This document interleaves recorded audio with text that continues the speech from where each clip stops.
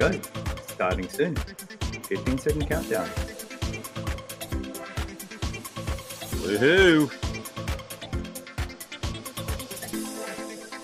3 seconds.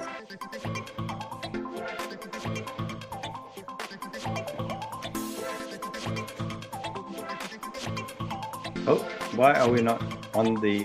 What's going on? How do Well, the excitement is building. Just no matter about it. I put a 30-second intro on. My bad. Everyone chill. 3, 2, and to you, Ant. Love it. Look at that Love fade. it. Just keep those beats happening, DJ Rob. Oh, how do I turn this? Okay. Where are we? On scene, speaker view. Oh, what is going on? Technical difficulties. How do I get rid of this? How come we're not on screen? What's going on? Oh, okay. And we're live. We're live. That was smooth. Okay, welcome back to the All Things Aged Care Weekly Wrap-Up. This stream is brought to you in collaboration with Australian Aging Agenda, who have generously offered 2 tickets to the 2026 Positive Aging Summit, which is locked in for 21st of May in Adelaide at the Hilton. This is an event that drives the importance of reablement and allied health in aged care. So thank you, Mark Ryu and Natasha Egan, for offering double passes worth $2,000. If you want to purchase a ticket, if you want to purchase it ahead of time, head to www.positiveagingsummit.com.au. Book your tickets now, and if you do purchase tickets but happen to win the double passes, I'm sure Mark will refund you the purchase. I'm not authorized to say that, but knowing Mark, I doubt it'll be an issue. If you're watching this, Mark, blink twice if you agree. Now, I'm Anthony Nguyen. Yeah, he won't disagree. He's cool with that. I'm Anthony Nguyen, aged care recruitment expert and host of the Pioneers in Aged Care podcast. As an aged care cheerleader and content creator, I amplify the voices of the leaders, innovators, and change makers in an effort to bring sexy back to aged care. Speaking of innovators, we've got Robert Covino, founder and CEO of Mirus Australia, one of Australia's leading voices in aged care innovation and data-driven transformation. Rob has led the creation of proven technologies like Mirus Metrics, Care Minute Manager, and now Mirus Plus, an AI-powered platform uniting aged care software and data to streamline everything from admissions to compliance. And typically rounding out our, there he's back again. There we go. Rounding out our hosting crew is Owen Matheson. There he is. He can hear us and see us. Strategic connector and founder of Mission Critical Group. He's the guy who knows everyone, works with owners, boards, and executives, and has a knack for connecting the right people, opportunities, businesses, and capital to unlock growth, drive innovation, and make a real impact. Now, our special guest for this week is James Mathias. He's a healthcare technologist who specializes in converting fragmented clinical and operational data into practical insights and workflows with AI. James is the co-founder of Lucivian, an AI and automation service provider, former head of product for PainCheck, and the first TGA-approved AI healthcare application, and Mirus Australia alumnus. And I just want to mention that we've got a fair few people backstage. So on the second half of this show, we've got a thumbs up for Mark Ryu, fantastic. On the second half of the show, once the 30-minute mark kicks in, we'll be adding to the stage Angus Kerr, Emma Newman, Geordie Fung, Jess. Sorry, I didn't put your surname there, but that's fine. You can introduce yourself later. And I'm sure if anyone else wants to jump on stage, click that link in the comments, or if you don't want to go on stage, you're still in your pajamas on a Friday, put something in the comments below. So that's all from me. Take it away, Owen. Come on down. And Owen can't hear us. All right. Take it away. Take it away, well, James. Introduce yourself. Yeah. Well, it's a pretty exciting aspect too, isn't it, James? So I'll just frame it up for what was Owen and I were discussing earlier, but yeah, we had a lot of interest on all things AI, and certainly in aged care. So so we wanted to extend a little bit of to some of the teams that are doing some amazing work out there in the sector, showcase a little bit of what's underway already and what's on the horizon, and also open it up to some of the wider sector to ask some of these questions. I know this is a growing theme across all industries, but it is certainly an industrial revolution playing out right now, right in front of us.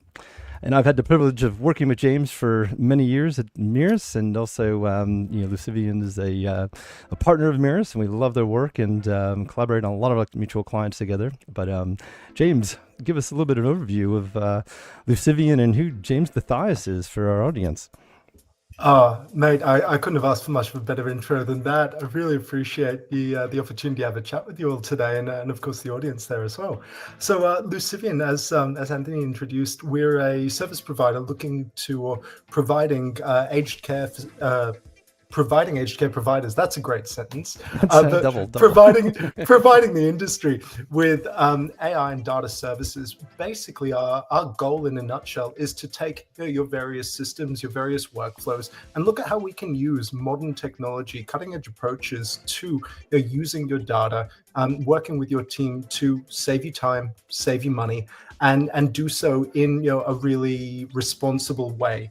AI is so popular, is so exciting, but is such a wild west at the moment. So making that applicable to a healthcare space where we're working with this highly regulated data, we need to be secure, we need to be on point in everything that we do. That's another big focus of us as a provider. So myself, a little bit of very quick background there, as was mentioned.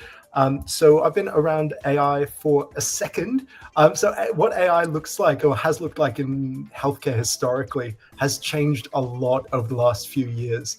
So prior to co-founding, I should say, Lucivian, I was working with a company called PainCheck that I think a lot of people in the industry know pretty well. But that's using sort of machine learning to extract information, biometric information to identify pain. Super cool, super exciting, and as was mentioned, a TGA-approved medical device.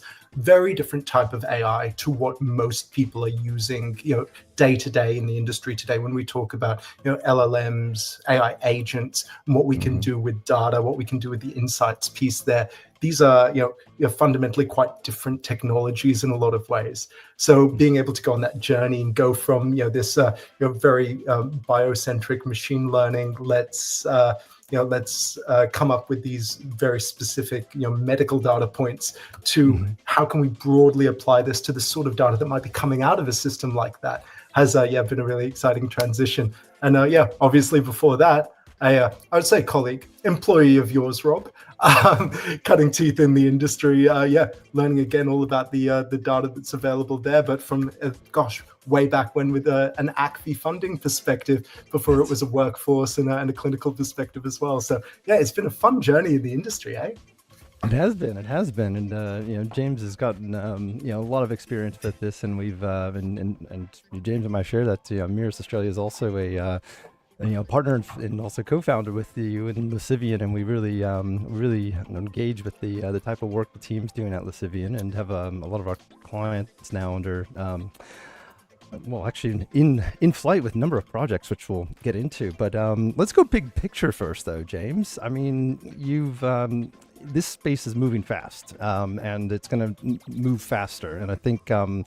Even as recent as last night with ANZ and some of these, you can see some of the back office and more administrative tasks, playing out. But I guess, how do you see AI reshaping the way aged care services are delivered, over the next 5 years with, we can extend it into even home care, or the wider human services as a portfolio? Well, before you jump into that, sorry, Rob, I think if I speak on my headphones, would you mind softening that? There we go. Thank you. Radio Rob, he's out of control. But yes, afterwards back to send the question then, though, just to reframe it for James, though. But I think, how do you see AI reshaping the way our human services sector and the way services are going to be delivered in the next 5 years? There's a lot of that on the roadmap and new standards and everything. So, right question. 110%. I think transformative has got to be the word that we use. You mentioned there, Rob, thinking about the banks, thinking about the back office processes. I think for a lot of people, AI right now it'll solve my problems, but I don't know how. So many of the people in our industry who are contributing, so much, they've got this incredibly deep, specialized knowledge. But I think most importantly, they're really dynamic. They're really flexible. You have your clinical stuff, whether it's clinical, administrative.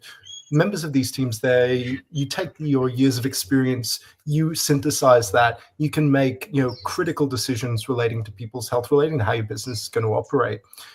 AI is going to do that in the sorry, a little background there. But AI is not going to be doing that in the immediate future. But what AI is going to do incredibly well is taking those repetitive tasks, the things that are extremely important, extremely high value, but often extremely repetitive as well, taking those and doing them seamlessly end to end for us, so that we, as the people with that experience, the people who engage, it's a caring industry, right? Is AI going to be there on the front line with the care recipients, residents, participants, everyone's loved ones? And maybe it will be in certain ways. But for me, the biggest thing that AI can do is automate all of the things that take us away from being at the front line of a caring industry and driving that forward. And whether it is balancing our books, whether it is supporting customer service, driving tickets, the sort of things that language models can do really effectively today, whether it is, smarter medical devices. PainCheck's a great example. Obviously, I'll talk about that all day, but there are so many great examples with things like, enhanced models of predictive care, whether it's aggregating data or using AI-driven sensors to identify things like false risk, or changes in someone's mobility and gait as they move around. These are all the things that are informing, better defining and allowing us to get back to care instead of administration. If we can use these tools to drive that administration down as little as possible. I realize I'm being very high level, but I'm so excited that it's that core complaint. It's more systems, it's more admin, it's more regulation. Or if we can have these smart agents handling that for us, incredible. And we can focus on what so many of us joined the industry to do to make a difference, right? Absolutely. I mean, and also it's aided by the fact that our time now in residential is divided by this direct care and non-direct care activities. And certainly, one of the things, or a lot of the things you're noting that's fortunately quite manual, is a lot of those non-direct care time necessities, but it is also quite manual because our systems are still quite siloed, and that means our data is siloed. And I know part of enabling AI is really setting free that data. So I guess that probably opens up how and where do you see some of the limitations are from the work you're doing with that data, or what are the challenges that we need to overcome to really tap into this first phase of exploring AI for the points you're making? Well, I think there's one phrase that I won't use because I understand we're live and there's no bleeping, but a nicer way to say it might be pour data in, pour data out. We can, if we're looking at information that's specific to your business, to your organization, to the people for whom you provide care, it's not generic. It is them. And understanding their context is about getting clean data about whether it's business information or clinical information about that particular person, their particular situation today. If things like assessments are being poorly conducted, whether that's a form that's not great, whether that's time per staff member, there are a lot of factors that might come in there. That's going to influence what that computer knows about that person. Touching what I was saying earlier, that AI system, whatever it's doing, isn't sitting there in the room with you. It only knows what you actively tell it. It can only see the systems that you actively connect it to.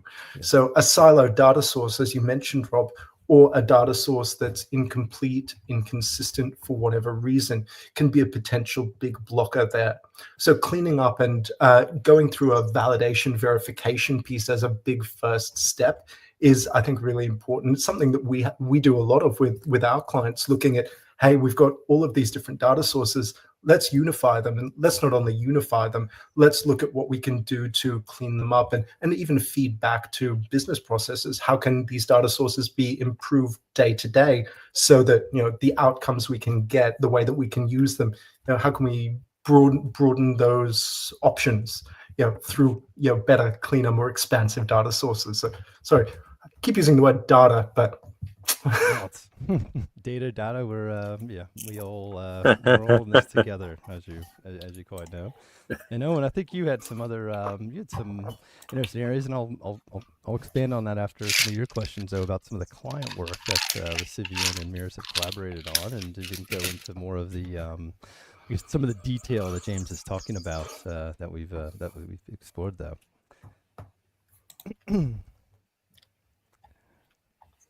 I don't think Owen heard us. Oh, okay.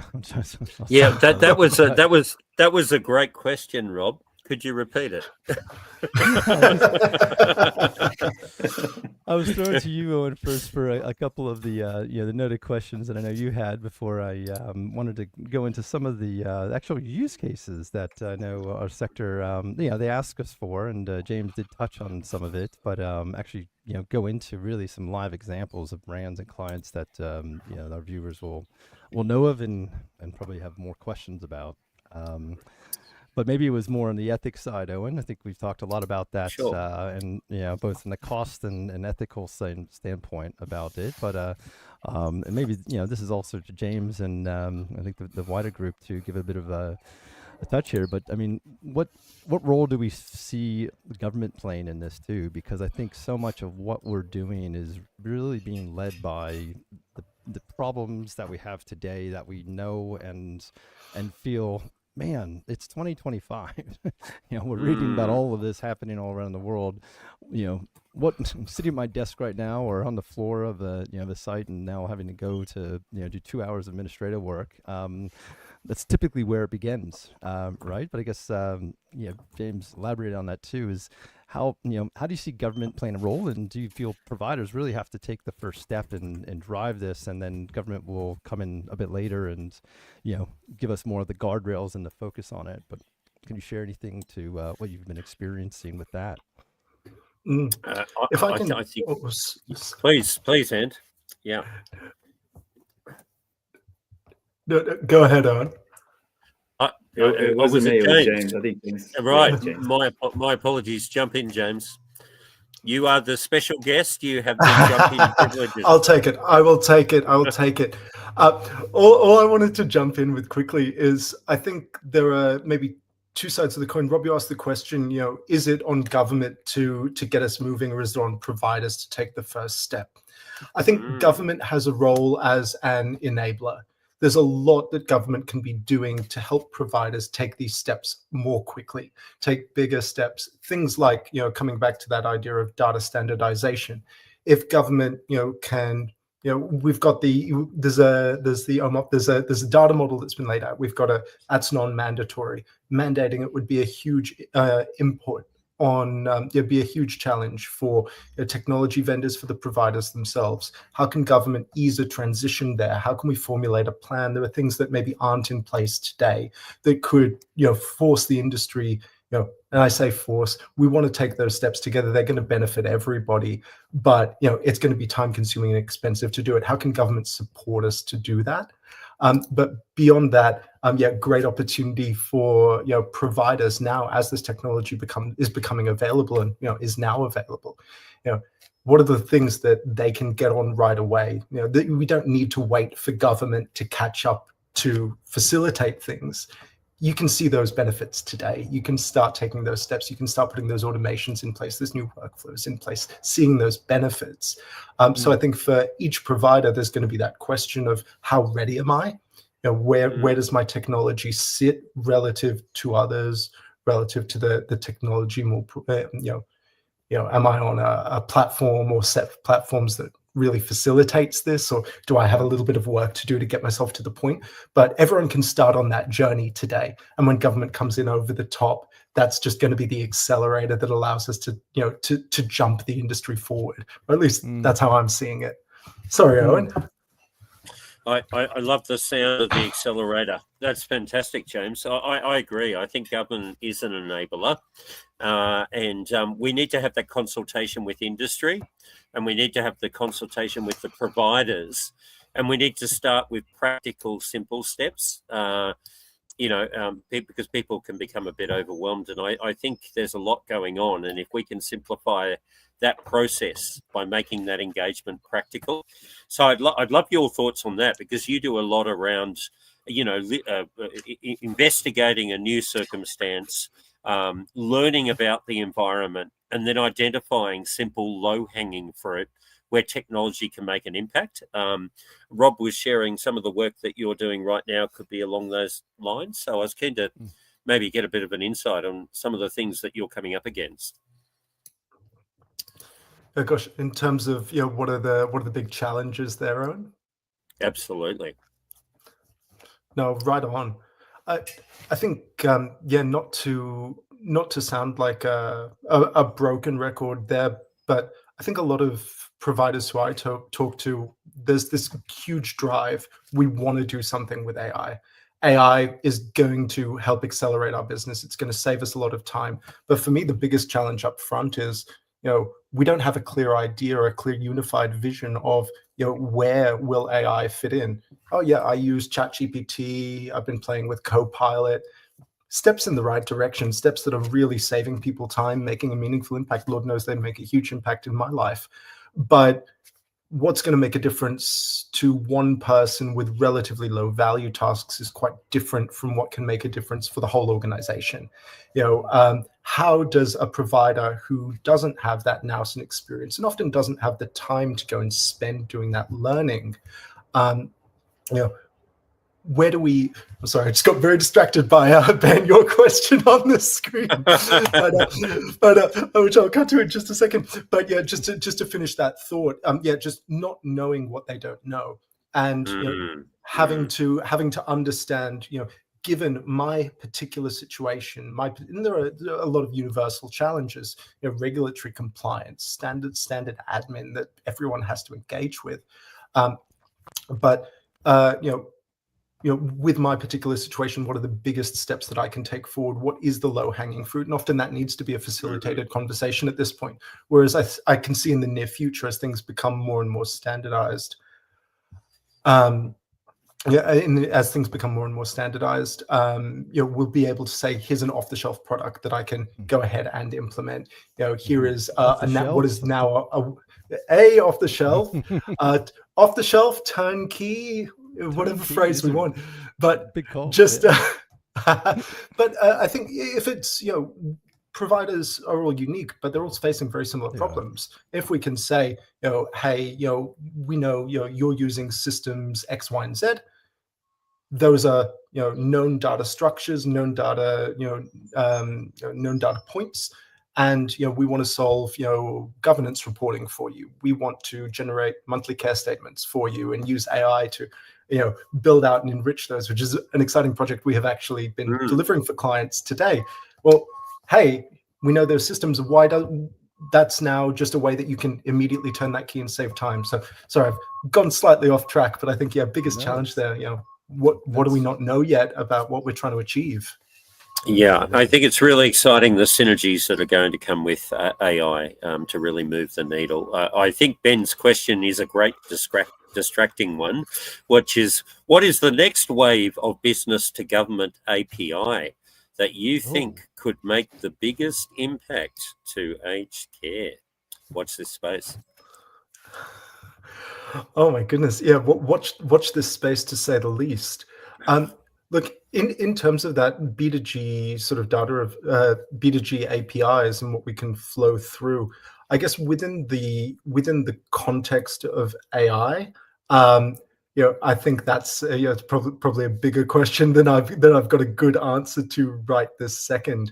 But the more that that those APIs can, like, I think one of the big challenges, so I'm circling back on myself, one of the big challenges with those APIs was a lot of uncertainty and continued uncertainty about exactly what they look like, extremely long lead times between announcement and actual deployment.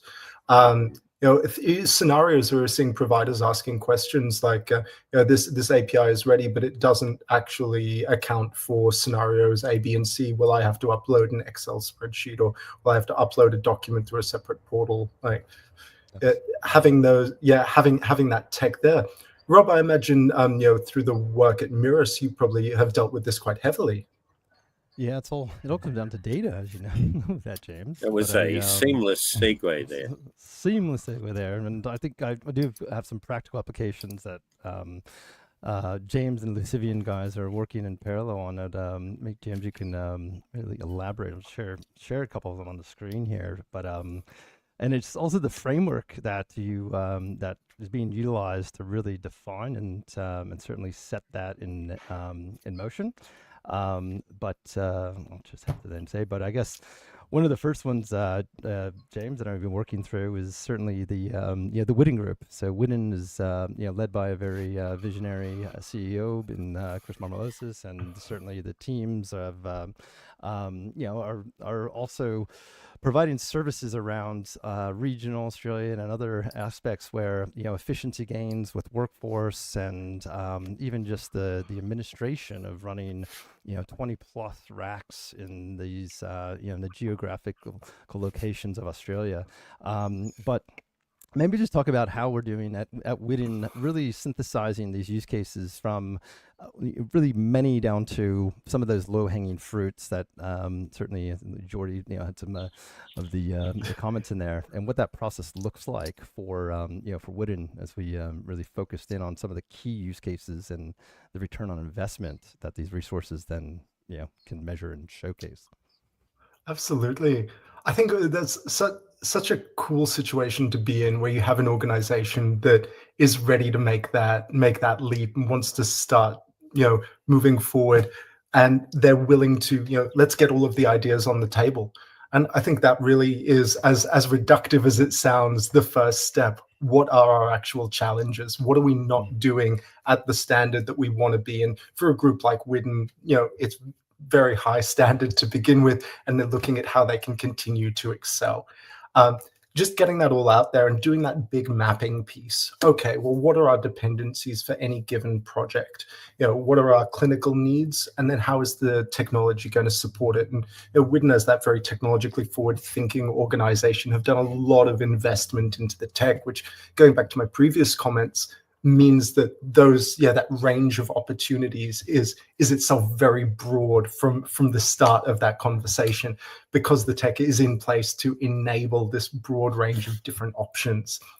So in terms of process, hey, it's top of funnel and narrowing down. And as reductive as it sounds, at each step, what are we ruling absolutely in needs to happen because it is giving us so much value, and what are we ruling out because maybe it is identified as low value, or maybe technical feasibility simply isn't there. Aside from Witten, working on a technical project recently where we had to say, like, look, no one has solved this problem globally. We agree it's really good to solve, but budget doesn't exist, so you have to rule things out at some points. But moving through that funnel down to that, the specific, as you put it, Rob, that return conversation. Where are we going to see the benefit? And the benefit could be great care delivery outcomes, because all of a sudden we've got new clinical insights that we didn't have before, and that's going to make a meaningful difference on how we drive the quality of life and the well-being of the people under our care. It could be your efficiency pieces, straight, as I was mentioning earlier. Let's cross off the 2 hours every morning that I need to spend doing administrative tasks. Well, if we can bring that down to 15 minutes, because we've got an agent going out and doing all of that data collation for us, amazing stuff. But yeah, I think the big thing that I would flag is that collaboration, that funneling down of ideas is cross-functional. If we're talking just to a technical team, fine. If we're talking just to a clinical team, fine. If we're talking just to finance, that's okay too. But bringing everyone together to get that cross-functional view, because none of those chunks of a business are working in isolation. There's so much interdependency. If we can get everyone on the same page and identify the mutual benefits or make that prioritization decision as a team, strong stakeholders across a business, that's how we're getting the best ideas. And as Jordy, you put it, low-hanging fruit's the best kind of fruit. If we can identify the thumbs up, thumbs up. Tasty fruit right there. Hey guys, we're heading into the part of the show where we start adding people on. Before we do that, I want to add a passive person on. He wasn't able to jump on the show today, but I've known Kamal for some time, had a few conversations with him. He's looking for work. Part of my whole thing, bringing Sexy back to aged care, is to bring people into an industry that is people do perceive as a negative, right?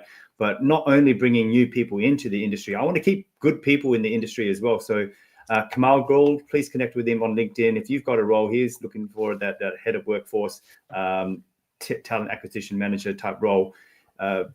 Just reach out to him. If you've got anything at all and you're hiring, give him a shout. And so want to move on to our first guest. Here we have, drum roll, Angus Kerr from, I don't see the rest of the title there. Live Well Care. Hey, Angus, how you going? Yeah, really good. Awesome. Thanks, guys. Thanks for letting me in. Green room's amazing at the back here. Welcome. Good to see you're enjoying the rider. Did you get what you wanted? Yeah, heaps. I've probably had too much. I'm glad to be on first. What's on your mind for the week around aged care, and any thoughts on anything discussed so far? Or it could be anything really. The AI stuff's really interesting, and I was just speaking to someone yesterday about, just simple stuff. People who are working in home care packages, case managers and the like, who are doing lots of clinical visits with people, just the amount of time we spend on case notes and just simple stuff like AI, being able to use that for case notes and collating that sort of information, those sort of discussions and planning meetings we have with participants, it would be really beneficial. And likewise, My Aged Care have got the Find a Provider sort of website, and if anyone's been trying to find Commonwealth Home Support Program services for their clients recently, having an AI bot to be able to do that for them would be a huge assistance, because it is a really difficult and time-consuming space to navigate. So all those providers out there, keep the My Aged Care Find a Provider website up to date to help everyone find it. But yeah, look, my sort of role, I guess, is I've got a social work background and have really worked in the navigation space, so helping people navigate the aged care system primarily in home care.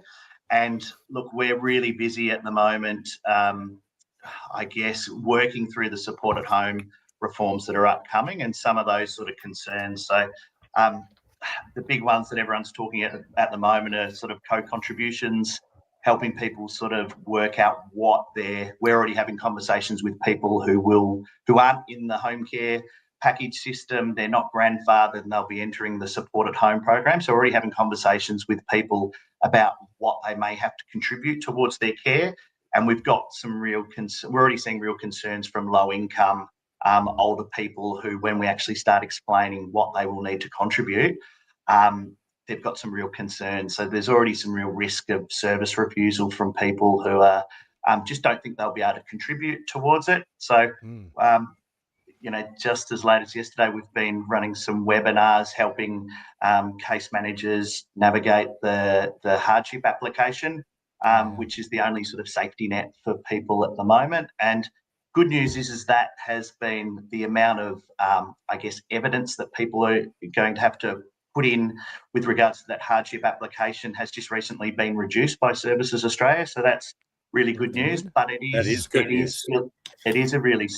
still quite a process to actually go through. So yeah, co-contribution is a big one, and the other sort of area we're concerned about is, I guess, with support at home, the reduced flexibility for providers and participants. So I think a lot of providers are sitting in that space at the moment where they're thinking about the clients they're already working with, and they do have that flexibility to, as long as it's within the scope of the program and within the scope of people's budgets, they've got the flexibility to change services and adapt people's care plans as required. But under support at home, services are going to be tied to their support plan and notice of decision, which is going to be developed at that time of assessment. So if people don't have those approved services on their notice of decision, providers aren't going to be able to provide that support to them. So they will then need sort of the single assessment service to come back and do a support plan review. So it's, I guess, with all this reform happening at the moment, I sort of describe it to people as it's like those people in the circus you see sort of spinning all the plates at a different time. And if Services Australia's one plate, single assessments one plate, providers are one plate, and participants are one plate, if they're not all spinning at the same time, well, it all falls apart. So That's true. yeah, so that's sort of where my sort of headspace is at the moment. So yeah, just trying to really help older people and their families sort of navigate that space, but also providers and care managers as well. So it's a really interesting time. Well, thanks, Angus. I appreciate you jumping on, sharing your thoughts. Hopefully, we can see you around here more often, and more. We'd be keen to talk to you more at length. I appreciate having you on. Absolutely, Angus, and we really appreciate the juggling act you're doing there, and that's a great image. Just the pressures that are on you guys right now to deliver. So really respect for everyone in home care that's managing those. Raise the roof, Angus, guys, and the Resi guys too. It's all. Of course, the Resi guys. All right. Next, we have Emma Newman. I've seen her before. I think she's been on my podcast. Welcome, Emma. Episode 2. How are you going? Hi, everyone. Thanks for having us. I have also snuck 2 of my colleagues into the green room backstage. So Alison and Jess have joined me. Love that. Full disclosure, they did not know what I was getting them into when I sent them the link. At 1 o'clock. Always the best way to do it. I know, but yeah, wanted to give them both a quick shout out, and I know they'll happily talk to their achievements. They're doing some really fabulous stuff in residential aged care. So yesterday we celebrated Are You OK Day across the board. I'm sure Jess can share experience of her team dressing up as bumblebees with our residents, which was fabulous.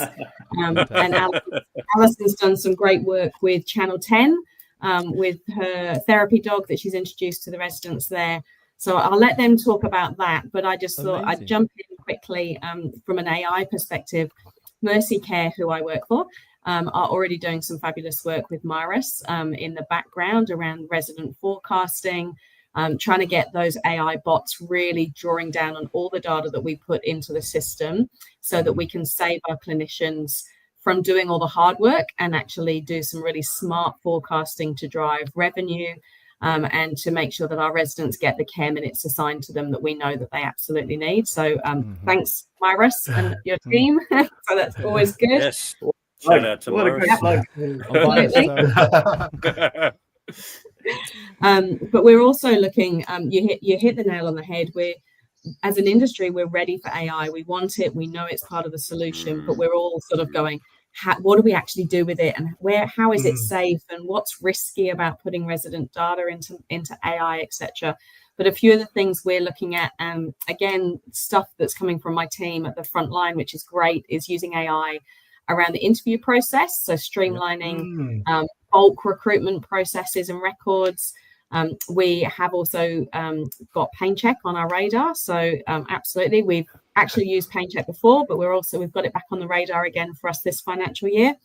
Scheduling as well, using bots to schedule our team, particularly again in the home care space, so that we've got the right people in the right place at the right time, delivering the right services to our home care clients. But also something we're looking at is personalised activity plans for our residents. So using keywords with our residents, say, what did you used to like doing? What are your favourite colours? What makes you smile? And then using AI Wow. personal plans for those individuals to make them happy. So Oh, yeah, and I that lo- I leaves love- people like Alison and Jess time to actually do the things that they do best, which is the personal touch. I love that you said 110. that. Yeah, I love that you said that, Emma, because there has been a whole feedback thing around local government health that the soft data on residents isn't readily available, and so they're really kind of trying to join the dots around how to improve the quality of life experience for the residents. So, we'd love to hear more case studies about how you're achieving that. Awesome. Yeah, Emma, no, thank you if so I- much. Love. Sorry, if you got a final Oh comment. no, or- I can't let Emma go. I just love that last point particularly, right? We're working on a really similar project. That whole let's compare someone's life path, their likes, their dislikes, their wants, and yeah, of course that's going to go into your care plan. But what happened next? What happened in real life? What happened live? And doing that comparison piece and saying, oh, actually. Or yes, this is amazing. It's just such an exciting opportunity to really build on someone's well-being. Make sure that. Sorry, you can see my excitement. It's just huge kudos. I absolutely love it. Work in progress, but that's what we're looking at. That's great. Thank you so much, Emma. I will. We'll catch you about soon, and we'll link you up to James. Pass on the contact details so you guys can chat further. And as you bring on the next one, Ant, too, I think some of those points, too, for organizations to consider. I mean, the commission is obviously aware of what we're doing and what's happening in the market, and hence they're using AI as well to, triangulate risk and look at profiles from your, APRA and SEEK and, all the data points that are available in this connected world. And, those data points can create profiles, highlight where operations or potentially at risk to, harm residents, and that's where a lot of the initial focus has been on care minutes. Is that's a very obvious data point, and it has become really a standard that we have to meet, and that's driving probably the easiest risk profiling is if you're not meeting those RN targets, because having that senior and clinical leadership is one of the main factors that the Royal Commission found that was leading to some of the negative outcomes related to resident safety and quality. So certainly it's a connected world. And we don't want to miss out on hearing about Jess and her adventures as a bumblebee. No, here we go, Jess. Introduce yourself, who you are, what do you do, and can we see a picture of that bumblebee outfit? What's Possibly, yes. So here at Kelmscott, Mercy Care, one of our main focus has been on that quality of life that Emma previously had mentioned, getting our residents involved in a multitude of events and sometimes things that are a little bit outside of what a normal would do. So gala nights and, like I said, dressing up as bumblebees, etc., and really focusing in on those spiritual care domains and ensuring that our activities are meeting each one of our residents' unique interests. What makes them whole, what makes them human, what makes them who they are, what brings joy to their day, not just a simple here's food, here's clothes. It's what makes you human and what makes your life enjoyable. So yeah, that's been a huge focus here. So big parties at Kelmscott. And yeah, bumblebees. It's great. Hey, next time there's a costume day, I'm in Perth. I'll come down with my costumes. Sounds like we're always up for a good party. I'm down for that. And when we talk that's about commitment to the front line, that's it right there, Jess. Are you prepared to be a bumblebee? Yeah. I mean, I was a butterfly last on Purple Day, so it's only fair that we were bumblebees this time. So yeah. Love that. Well, thank you so much, Jess. I'm keen to connect with you offline as well. So Awesome. yeah, please, and hopefully we can see you every week. Be great. All right. Yes. Cheers. Stay tuned for more fun parties at Mercy Care with Jess and crew. Oh, here's an old friend, Alison. Good to see you again. Welcome. Oh, I think you might be on mute. Alison, your microphone is on mute. Modern day world, work 2.0. Gotta love it. This is Sorry. There you I'm Alison. I work at Mercy Care Joondalup, and talking about well-being and things that bring joy to our residents, and working with Channel 10. We had a resident cat, as a lot of aged care homes have pets, and he was quite old, so he went off to his own retirement village, and I spoke with the residents about what they would like, and they said, we'd like a dog. So we introduced the lovely Lucy, who's currently asleep under my desk. But Lucy comes in to work with me every day and brings so much joy to all of our residents. Love that. It makes a huge difference to our residents who are living with dementia and maybe less vocal and less able to join in those activities. She goes up to them and the smiles on their faces is amazing. So it's just lovely to see, and there's been lots and lots of positive feedback. She's put on quite a bit of weight since coming into aged care, but she's been the best thing ever, and I've worked in aged care for over 20 years. So for me, this is just the best thing I could have done for my residents. Well, the food in aged care is getting better. And as much as we say about AI, which is hugely important, there's still that that element that it's not going to replace. Well, I want to say not in my lifetime, but I'm sort of scared about what's happening quickly. It's a lot of people obviously have to give up pets coming into homes and things like that. So Lucy brings them joy, and they're always, oh, where's Lucy? Where's Lucy? She gets a hello before I do when I walk in the morning. So. Oh, that's what this is about. That's so wonderful. So good. We love that. So all the Lucys out there in aged Raise care. the roof. Raise the roof for Lucy and Alison. Absolutely. Yeah. Alison, it's fantastic to have you on again. I'm hoping to reconnect with you soon. But yeah, every week, please do jump on if you've got time for it. Thank you so much. Thank you. Yes. Come on back. We love a shout out for Mercy Care. What a fun crew. Mercy Care. They are. They honestly are.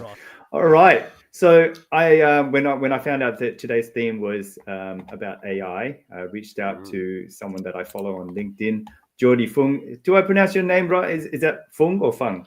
Yeah, you got it, Geordie Fung. Yeah. Cool. Geordie, tell us what you're about, who you are, what you're working on. Add to the theme of the day. Yeah, happy to. First off, thanks for having me on. Haven't met you guys prior to this, but yeah, great discussion so far, and loved heaps of what you guys have been saying. James, sounds like you're doing super great things with the low-hanging fruit part. Just getting into the workflows and automations, those small wins. And then I think Rob, you were talking about the data side. I think that's super important as well, and I think that's the exciting thing about AI is previously with all the unstructured data was unusable, but these days AI eats that up. And then I think what was it? Owen, you were talking about the soft data. Yeah, I think that's yes, awesome. yes. I'm really interested in your perspective there, Geordie, because I noticed that you're actually from a generational family in aged care, so you've grown up around it, so you've really seen done your research. The manual working. Yeah, no. So I mean, that's part of the context as well. My background prior to this year's been in management consulting, but my father has 3 smallish nursing homes, and then grandmother has small home care business. So that's why I started Matthew 25, which is about being faithful of whatever you have, how large or small it is. And I just thought AI was such a great application for the smaller businesses, to exactly what you were saying, James, about all the smaller admin or compliance tasks that are necessary. They have to be done, but don't necessarily have the highest leverage with respect to care quality. So that's kind of how I got into it. What does Matthew AI do? Yeah, so I think I haven't met you, James, before, but it sounds pretty similar in that we partner with these small to medium-sized providers, and I guess the first thing is just have a look at what their current systems are, how they're currently doing things, and looking for those low-hanging fruits for, can we potentially automate some of this, add AI in, or I mean, there could be other solutions as well. James, do I need to remove him from the stage? Is he going to be a competitor? It's a very rising tide raises all boats, as they say. Yeah. The more people are doing it, the more great ideas come out, and the more the industry wins, right? I love that, James. Much love for that perspective. Yeah, I think that's what I've loved as well. Like coming into the industry, just seeing how everyone's really supportive of each other. There's no like, it's not a zero-sum game. Everyone's trying to improve the industry. So I think we're all getting older. We're all heading there. Yeah, exactly. Fair enough. Yeah. I also love the care aspect of your profile, Geordie. So look, tell us something in terms of a project you're working on where you feel like it's really moved the needle and it's like been really satisfying to work on.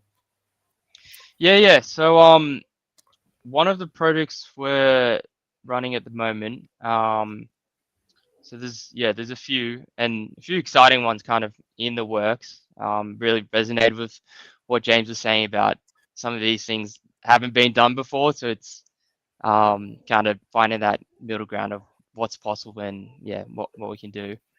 Love that. But yeah, I mean, so one of them is on the care documentation side, which I think we've touched on, but a really interesting one is more on the home care, so the driving between each site. There's that route optimization. But also unutilized. Tell us about it. Also, that unutilized time of just the actual transit time, where naturally, it's really easy to call someone up, have a conversation on the phone, and trying to use that time for documenting what just happened at the site. So having an agent on the phone that you can call via WhatsApp, they can ask all the necessary questions and then just have that recorded before you even get back to your desk. So I mean, that's an interesting one. That's it. Seamless. I like the sound of that. That's great. So giving time back to them, but through that optimization. Yeah, for sure. And then I think. Oh no! Continue that. Sorry, one last one, real quick. But just I think I was also taken aback that the size of the like the policy documentation that you needed when I came into the industry. So I think just developing systems around continuous monitoring of newsletters and any updates to government regulations, and then having that Smarts is almost like a compliance employee that can help you keep your policies up to date. Yeah, thanks for having me on, guys. It's a big burden on the sector. I mean, there's a lot of organizations have a lot of dedicated people to that, and if you add all of that up across, all the resi providers, all the home care providers, and even NDIS, and it starts to touch into the billions quite quickly. And I think also, given a lot of the Mercy team on here, I thought I would also just share quickly one of the use cases that they've tackled, which I would put is probably one of the hardest use cases that we've seen to tackle. But it does play on that, non-direct care and that inefficient or admin time that is everything from compliance, but in funding with ANAC, the department has excluded a lot of that from that, and a lot of the systems that hold information about residents maybe spread across the medication system, maybe a separate complaint or even comply space or risk system, and then the care system and so forth. So there's a lot of data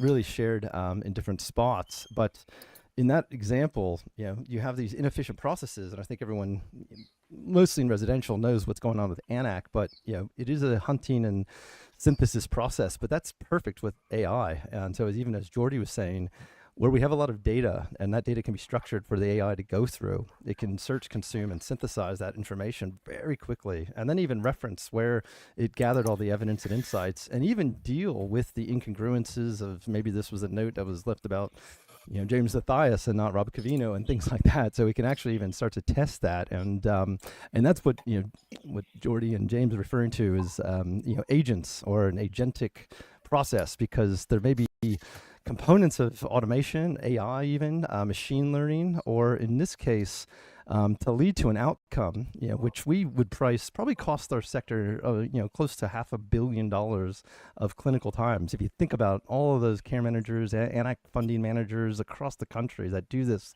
day in, day out, just for the purposes of gathering insights about when someone's changed, it's a huge number, and they add up, quite a bit.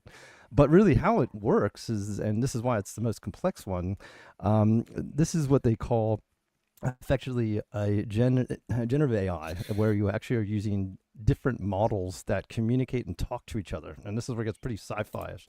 So like, for instance, in this example, the first agent goes out and it's really going through the ANAC algorithm. It asks, the first question is, can Rob do a bed bridge? Because that's the first functional assessment of the DEMI, which is the ANAC's built on. And the bed bridge isn't a typical assessment in aged care. I mean, it's more the department used models from around the world to determine this for funding. So it's not really a model that's assessment type for aged care. So we have to train the models to then infer from what data it's collecting to say, all right, we don't have that assessment, but based off of the evidence we have, the first agent goes, well, where would you go in a system to find all that? And that model's basically is going in and saying, I know where it'll be. It'll be physio assessments, risk, fall risk assessments, et cetera.